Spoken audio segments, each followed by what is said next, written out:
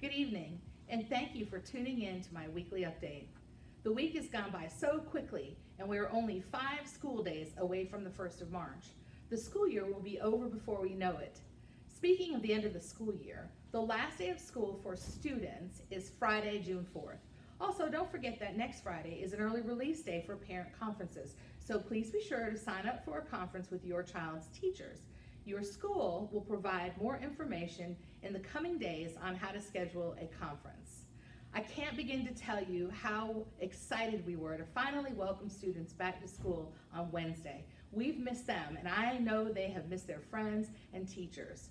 While we're happy to have students back in our schools, it's important that we each continue to do our part so that schools can remain open. Diligently practice those 3 W's. Wash your hands regularly, and when you are around people who do not live in your household, be sure to watch your distance and wear a mask.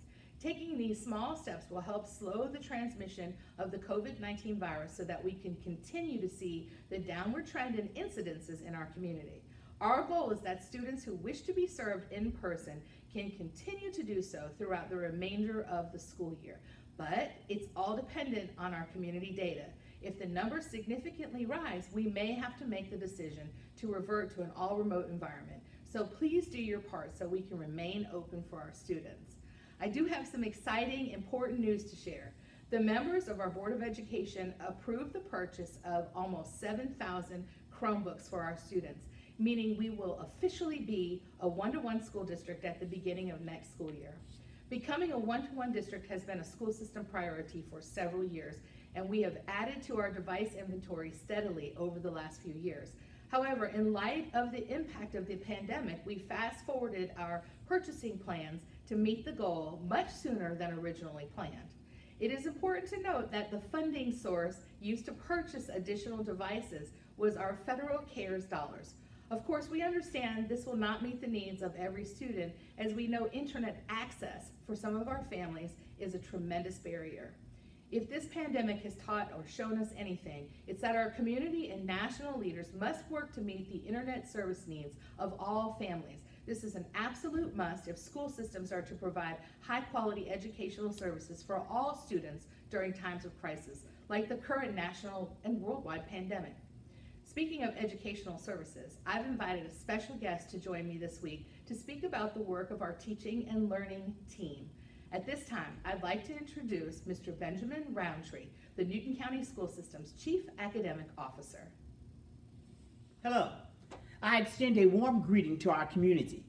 I am Benjamin Roundtree, and I serve as the Chief Academic Officer here in Newton County Schools. Teaching and learning in our classrooms, as our students and education professionals have known them, are vastly different now. Instructional practices and expectations, effective technology integration, student engagement, social and emotional responses, and myriad other things have all been reimagined and enhanced as we navigate through our world today.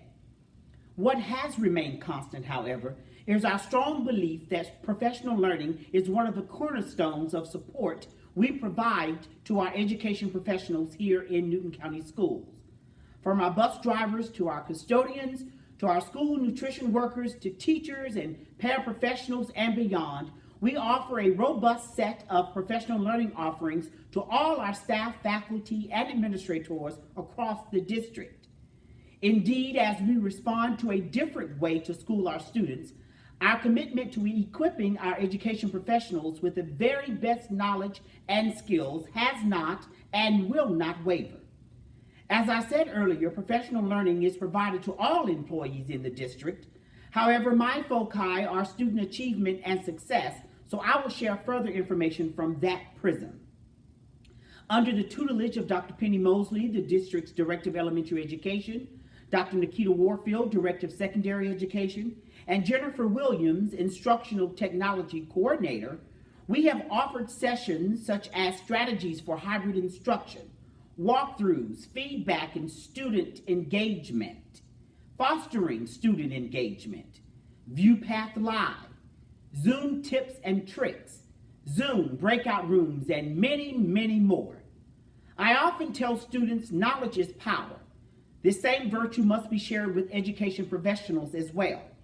Good, effective professional learning is important to our practitioners, and we are committed to this excellence every day.